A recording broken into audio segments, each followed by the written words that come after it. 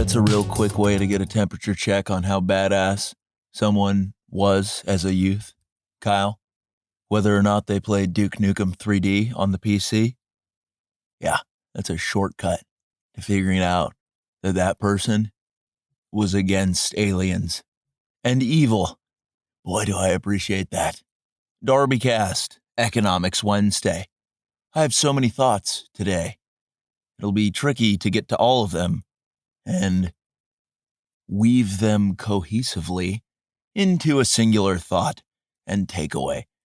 Does that mean I won't try? It certainly doesn't. Welcome to the DarbyCast. If you're new, boy, what a show you have stumbled upon. Like I've said in earlier episodes, you may want to just turn this off ASAP. Get the hell out of here. But if you have the courage of a lion, the intellectual capacity of an octopus who knows a lot about subjects, academic subjects, and the body of a Clydesdale horse, which never fails to deliver B-heavies to the party, then this might be for you. It might. Lot going on in this wild world of ours, right, Kyle? Sure is. I'm hearing that there is a quote-unquote insurrection happening, and that the 70 or so people who wandered around our Capitol building inside wearing capes and silly hats represent more than half the country. Very interesting to draw that conclusion. Like, oh, guy in a Viking hat entered the Capitol building. Talk about your average American. Disgusting. Yeah, I don't know. People are saying that the storming of the Capitol building was a terrorist attack. And I'm not quite buying it.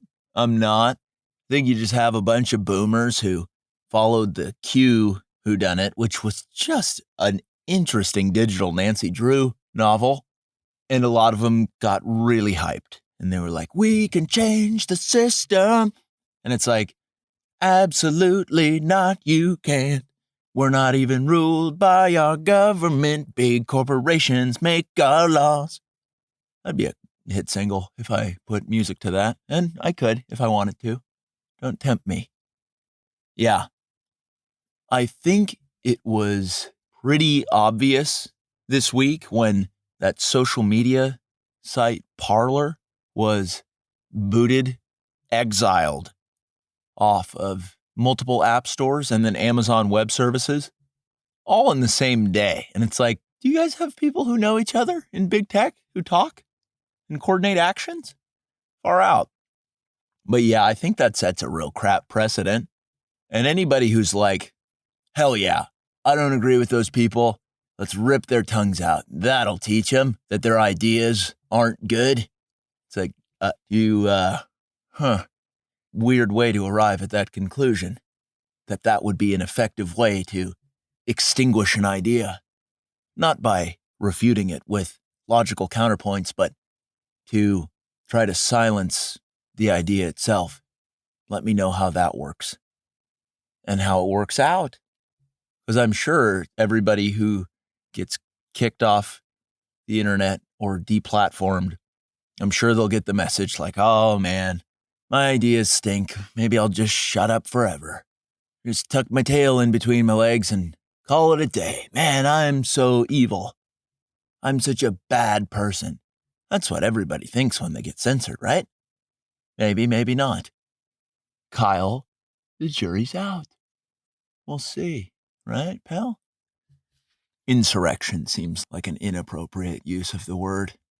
I mean, that's like effectively declaring like 70 to 80 million Americans enemy combatants. It's like, that's not a good call. There was once a Japanese general who said that invading the mainland U.S. was a suicide mission. Why? Because there would be a rifle behind every blade of grass. And that was quoted decades ago. So what do you think the situation is now? Like a couple guns behind every blade of grass. That's right.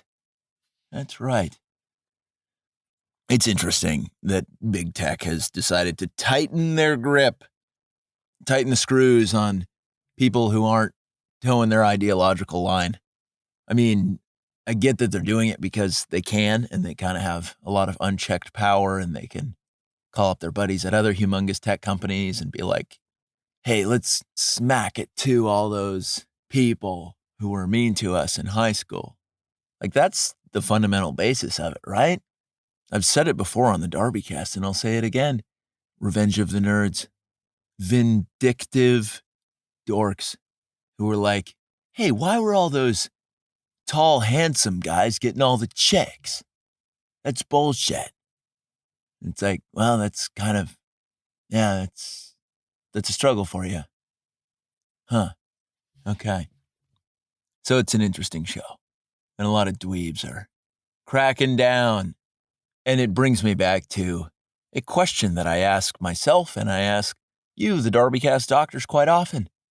Are the people doing this, are they incompetent? Or do they know exactly what they're doing and they are purposefully trying to piss you the hell off if you don't have the exact same politics that they do? If you are not 100% ideologically aligned with an effeminate Silicon Valley tech person, you apparently have to go now. That's like the new law of the land. And then you've got lefties who are cheering this on. They're like, hell yeah, get these people off the internet.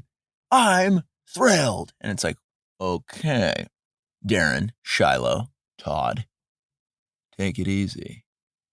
Yeah, these people don't realize it could one day happen to them as you cheer on the censorship. Oh boy, bit of a fiasco of a whodunit if it ever came for you. Shiloh, you son of a bitch. We'll see how this plays out. We will. We will. But you have people on the left who are, I don't even know if they really have a concrete ideology other than to just angrily repeat whatever they hear from their favorite news outlets. And that can be said of people on the right as well. But you gotta love the people who are like, hey man, Amazon is a private company. They can do whatever they want. They can censor people. And it's like, yes, they can do that. Yes, they can. Is it a good idea? Will the outcome be really solid? What do we think is going to happen in the next year, 5 years, 10 years? If everybody whose opinions don't match ours, if we just try to exile them, will they all just scamper off and say, fuck me, right? I just had the worst ideas ever. If I didn't, they wouldn't have gotten banned. Imagine being somebody cheering on censorship and being the faux libertarian who's like, free market. Like, they could do whatever they want. Just start your own social media company. Just start your own digital tech internet apparatus. Just make your own internet service provider. And if the credit card companies won't take your card info and they won't process any payments for you in your business, just make your own card company. And then if the banks won't align with that card company, just make your own bank. And then all of a sudden, it's like, whoa, now you're talking about a lot of shakeups. Yeah. These big companies are engaging in some pretty risky, monopolistic, anti-competitive behavior.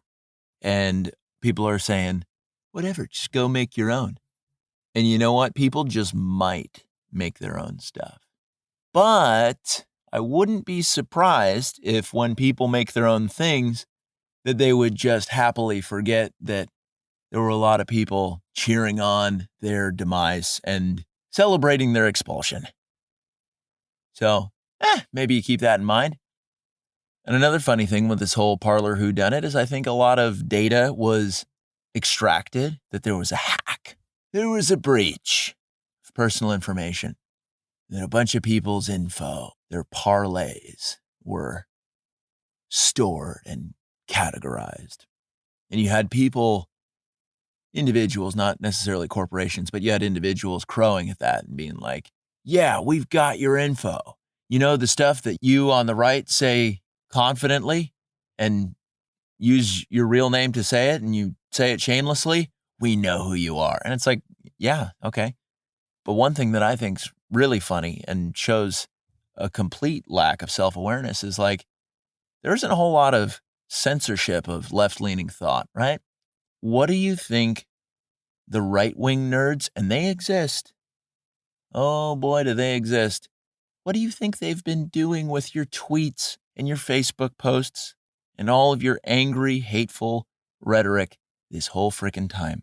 You got their parlor information, but they've had your info for a long time.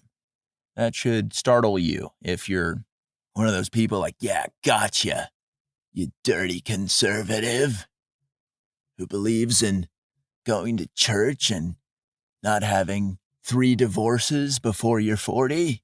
Evil fuck. That's interesting. It's interesting. So that's what's going down right now. You all know this. You're a DarbyCast doctor. You are aligned with the goings-on of the day. Or maybe you aren't. I've tried to avoid looking into too many things, but curiosity always kills this proverbial cat. That's me. That is how I operate. My interest is just piqued by all of the hoopla, chicanery, skullduggery, nonsense going on at the moment. It's just too juicy to not pay attention. People act like with Donnie J not ascending to the presidency. You know, it's funny. Some people are still like, yeah, Donnie J, he's going to start DDTing the competition or dunking on him or uppercutting, I don't know, other sports references. It seems to me like that time has come and gone, but who knows, right? Who knows? The whole thing is an interesting circus. It is a fascinating circus. But it seems as though people are being purposefully pissed off. But I was having this thought today. I'm like, wait a second. Is this all a distraction from the fact that our economy is on the precipice of just collapsing? That our entire monetary policy of print as much money as possible and try to spend our way back into success, that was going to kind of flop? Yeah, I think the U.S. economy has basically been a runaway freight train destined to not just fly off a cliff, but fly off a cliff into a sea of lava. I think that has pretty much been our economic destiny for quite some time. I don't think that's a new thing. But all this big tech censorship and all the political theater that's going on right now, I feel as though that is kind of a interesting distraction. I think COVID also plays an interesting role in that distraction piece from the economic reality that a lot of humongous companies have done exceptionally well at the expense of the individual, the American taxpayer, the American family, and most American institutions. And that the whole thing's kind of like, not going so well. And there's all these reasons to blame it on something. And the right is claiming their fall guy and the left is claiming theirs. And at the end of the day, it could be a bit of a for everybody. But you know what? Today on an Economics Wednesday, you know what I'd like to talk about? Hobbies. That's right. I was thinking about hobbies and how uppity people tend to ruin them. Okay? So growing up, I didn't have too many hobbies. I played a lot of sports, played some video games, I built forts, and I made mischief. Thank goodness a lot of those activities, most of them for that matter, were not infected with highly emasculated, complainy pussies like most activities and hobbies are now. Okay? So I was really thinking about hobbies today. Quote unquote insurrection aside, I want to talk the hobby game. And so I indulged and I went to dictionary.com and I was like, what's the definition of hobby first thing that came up, a small old world Falcon that is dark blue above and white below with dark streaking on the breast. And I was like, boy, I've never had a hobby quite like that. That seems like one of the better hobbies I've heard of. And I was surprised that that was the first definition. Second definition is a pursuit outside one's regular occupation, engaged in especially for relaxation. Especially. I think we have a lot of hobbyist internet browsers and social media users, and there's really no filter to people entering the hobby. And that's why you get a bunch of idiots who ruin it. You know, there are certain hobbies that kind of filter out complainy vajays. Take into account something like painting models, right? Just like a little 1/64th scale model DeLorean, painting that thing just right with a magnifying glass. That is such an insane sounding thing to do for just about anyone that activity, and it's a solo deal, that I don't think that activity is ever going to be corrupted by somebody being like, painting DeLoreans isn't inclusive enough. I just don't see that ever being an issue. My hobbies from when I was a youth, I don't know what the world of fort building is like now. It probably sucks because you probably had people be like, my son Jasper's too fat to climb the tree. We are disallowing tree houses in this city. And then that was it.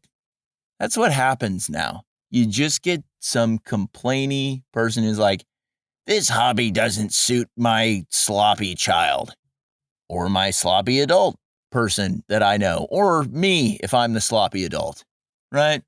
This is a recurring theme on the DarbyCast. A recurring theme that we discuss is people who are fundamentally inadequate at certain activities would rather make the activity shitty for everyone or ban it outright.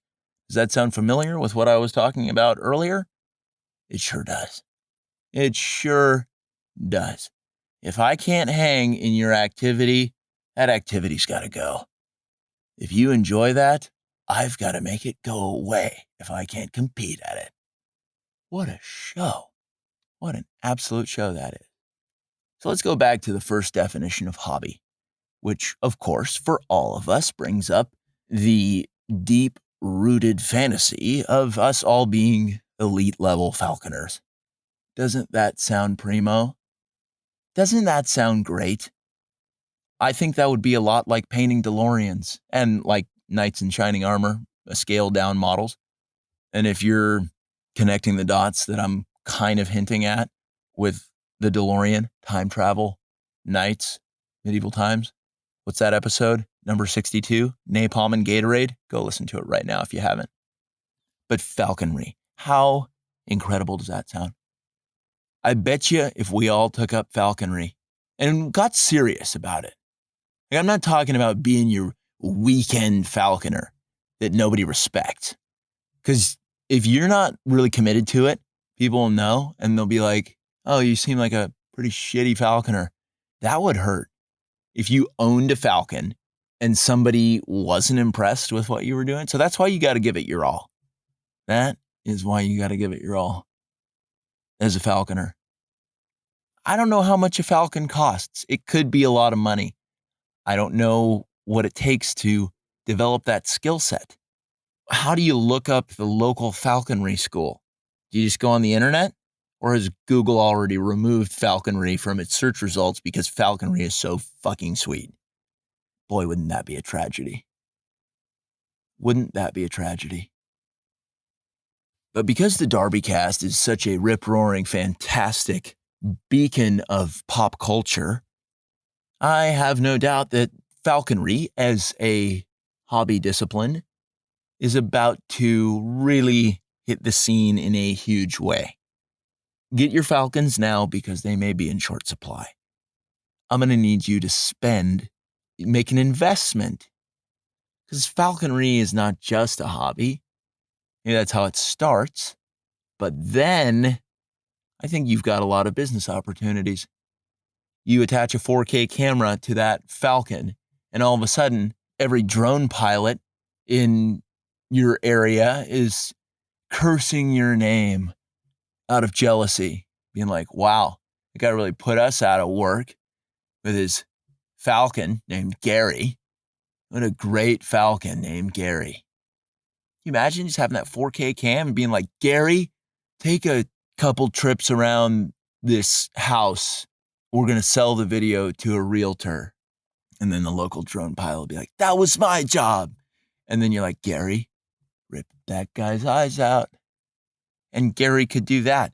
Good luck ripping somebody's eyes out with a drone. You're never going to pull it off. You're never going to pull that off. Yeah, joke's on you. If that's why you bought a drone, you'd be like, yeah, I'm thinking about scrambling a couple people's eyeballs. Let me just stop you right there and say, Gary the Falcon is pushing you out of the market. But because DarbyCast is, as you know, always 1 to 18 steps ahead of the curve, falconry is going to get big. And what happens when something gets big? It's going to get infiltrated by losers. Even if they suck at falconry, they're going to try to get into it. And then they're going to try to ruin it for you. The people who buy a Falcon and then they can't hack it, what are they going to do? They're going to kill their own Falcon because they're angry that it won't do what it wants them to do, even though it was their fault, because there are no bad Falcons, there are only bad falconers. That is one of the truest things you will ever hear in your entire life. But when these resentful, quote-unquote, falconers realize that they just don't have what it takes to forge a real bond with a majestic bird like a peregrine falcon named Gary, what are they going to try to do? They're going to try to outlaw falconry. And then all of a sudden your real estate 4K video business is in jeopardy. And then the drone people are celebrating and they're like, all right, here's my chance. But that's when you take it a step further. And this is what real hobbyists do. They make their hobby more and more difficult to dissuade idiots from even trying to enter. So what does that look like for you in the future as an expert falconer who is really staring down the prospect of maybe not being able to falcon about? Add motocross to it. That's what. You just add a motorcycle, preferably a dirt bike, and then it becomes a different sport altogether. Because if these people thought that falconry was tough, boy, are they just not even going to attempt moto falconry. Moto falconry, greatest sport there is, greatest hobby there is. And there's a lot of great companionship that comes from that. Kyle, I know you have a dog and that's doing you just fine, but like, consider moto falconry on top of that. Boy, would you be a force. You'd be a beastmaster, wouldn't you, Kyle? You sure would. Doesn't that sound great, DarbyCast doctors? Because as I am speaking this into existence, I think we've just found an uncancelable hobby. Uncancelable! What are they going to do? Are they going to come for your motorcycle? Are they going to come for your dirt bike? Yeah, right. You're already on an escape route into the mountains, doing cool tricks, getting a little air, turning the handlebars to the side a little bit so your wheel goes like, whoosh, whoosh. Boy, does that just freak pussies out. And then on top of that, you've got a Falcon. Totally self-sufficient. By the way, you just say, hey, Gary, go get yourself a field mouse. Go get a fat one. Just treat yourself, Gary. You earned it. You are so good at real estate preview videos. Keller Williams, the real estate company, tries to like buy Gary off of you. And you're like, no, absolutely not. That is so inappropriate. That is so off. Everything about that is off limits, off base, off the reservation. That is what these people would never understand. If something gets popular enough and it is incredibly sweet, losers have no choice but to try to ban it. That is the big takeaway from this Economics Wednesday. If what you're doing is super sweet and you're really cool and it's tough to do what you're doing, people are going to hate you. And they're going to be like, we can't have this. And it's like, hey, fuck you, dude. And in the Digisphere, they can cancel you. But in the Falcon sphere, good luck. So maybe this is just the call to people who are a little bit, in the middle, maybe a little center right, maybe a little right of center right, to just do some activities that are a little bit more outdoorsy and a little bit more Falcon oriented and or motocross.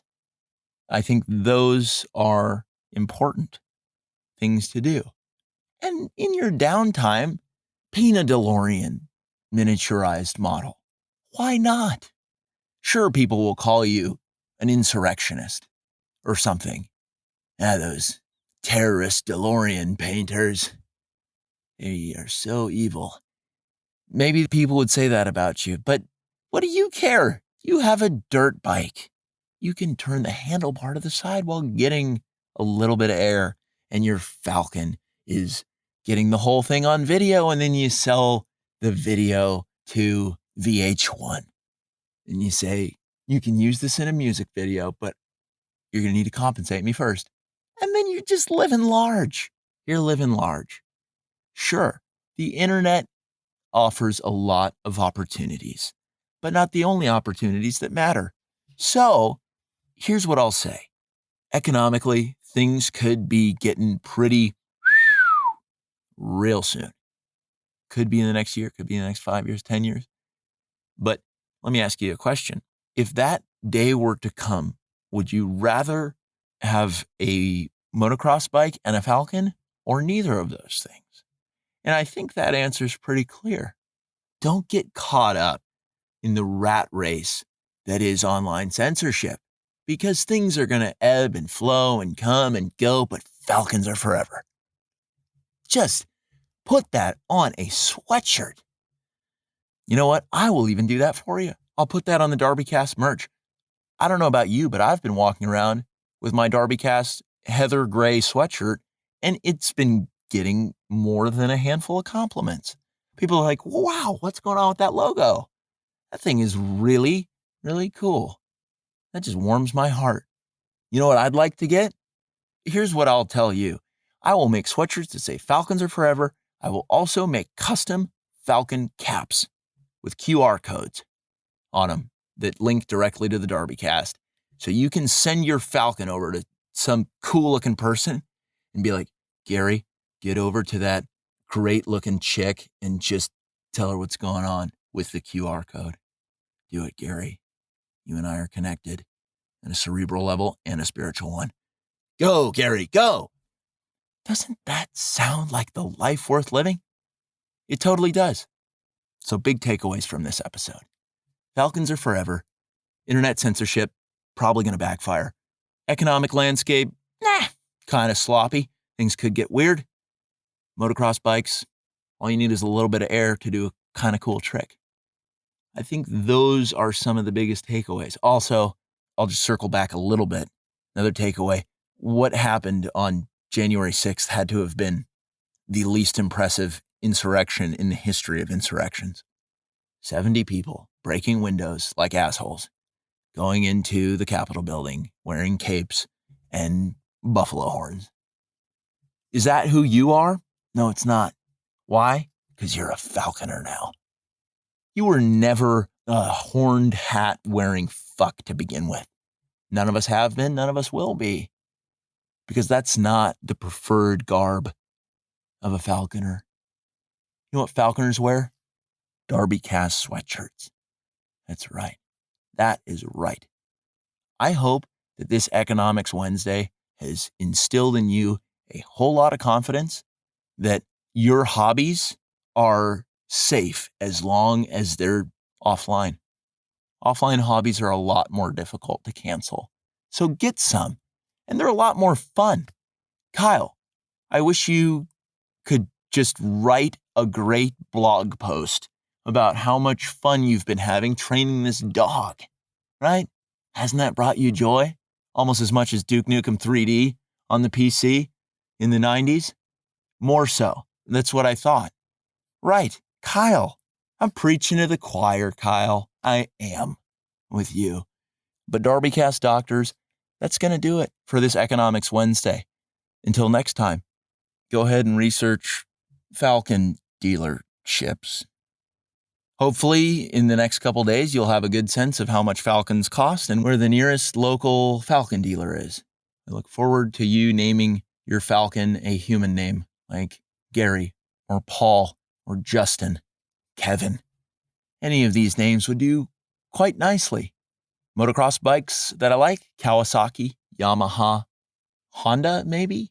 Kyle, what are some American-made dirt bikes? We'll look those up because we like that. We're patriots, Kyle. Not afraid to admit it either. All right, DarbyCast doctors. Until next time.